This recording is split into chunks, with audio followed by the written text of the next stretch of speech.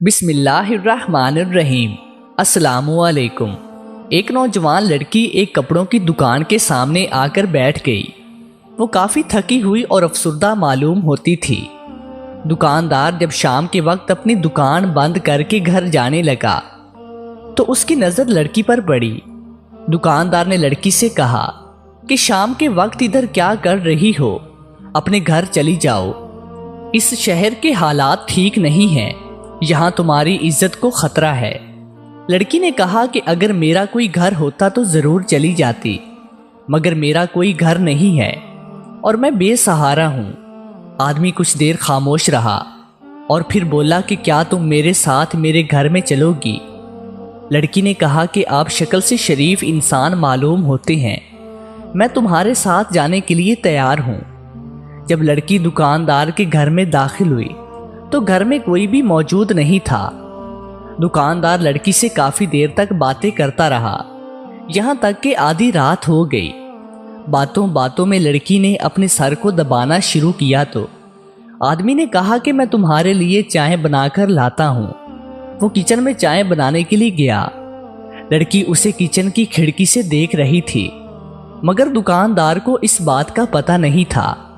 اس نے چائے کی پیالی میں بے ہوشی کی دوائی ڈال دی اور جلدی سے لڑکی کی طرف آیا۔ لڑکی نے اپنی قمیض کے اندرونی جیب میں ایک خنجر نکالا اور آدمی سے کہا کہ سچ سچ بتاؤ، تمہارا کیا ارادہ ہے؟ آدمی بہت شرمندہ ہوا اور لڑکی سے کہا کہ جب میں نے تجھے دکان پر دیکھا تھا تو مجھے تم پر بہت ترس آ گیا تھا۔ میری نیت میں کوئی فطور نہیں تھا، مگر اب اس تنہائی میں نہ چاہتے ہوئے بھی میری نیت بدل گئی۔ اس نے لڑکی سے معافی مانگی اور کہا کہ میں تجھ سے نکاح کرنا چاہتا ہوں۔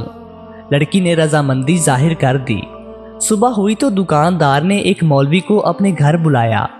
اس نے دونوں کا نکاح کر دیا۔ اگلی رات جب دکاندار اپنی دلہن کے پاس جانے لگا تھا تب باہر دروازے پر دستک کی آواز آئی۔ آدمی نے دیکھا کہ باہر کچھ مرد اور عورتیں آئی ہوئی ہیں۔ انہوں نے کہا کہ ہم لڑکی کے قریبی رشتہ دار ہیں، ہمیں پتہ چلا کہ آپ نے اس کے ساتھ شادی کر لی ہے۔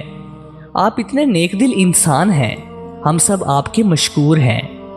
ہم لڑکی سے ملنا چاہتے ہیں، اگر آپ کی اجازت ہو تو۔ آدمی نے جا کر لڑکی کو بتایا تو اس نے کہا کہ میں ان سے ہرگز نہیں ملنا چاہتی۔ جب میں بے سہارا ہو کر ان کے پاس گئی تھی تب انہوں نے مجھے گھر سے نکال دیا تھا۔ اب یہ دوبارہ میرے پاس آئے ہیں، مجھے ان پر کوئی بھروسہ نہیں۔ ہو سکتا ہے یہ مجھے اپنے گھر بلا کر کسی شخص کے ہاتھوں بیچ دیں۔ آپ ان کے سامنے یہ ہیلا کریں کہ میں نے قسم کھائی ہوئی ہے 1 مہینے تک اپنی بیوی کو کسی سے نہیں ملنے دوں گا۔